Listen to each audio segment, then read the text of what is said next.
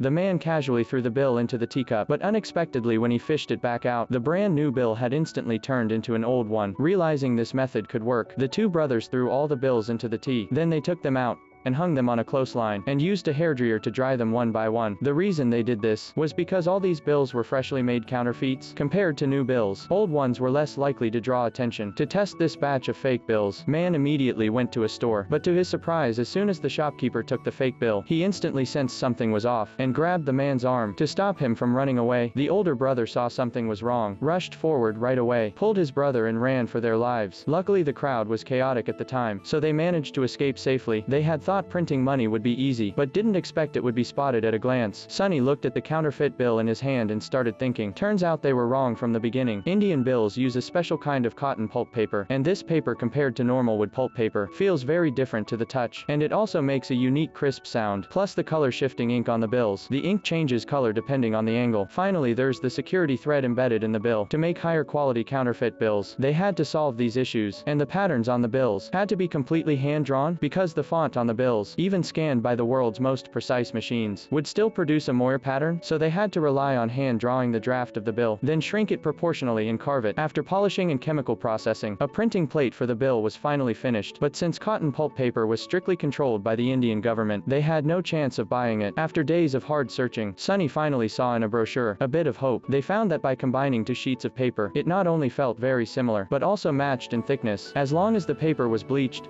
and split into two layers, printed separately. Holes were punched on the front side, a security thread was added, and finally glued together. This made a perfect bill. Next they had to test this new counterfeit. They went back to a street store. As Sonny handed over the money, he was extremely nervous himself, but surprisingly when he handed over the money, he ended up with a bottle of soda and some change in hand. The two of them had successfully made counterfeit bills.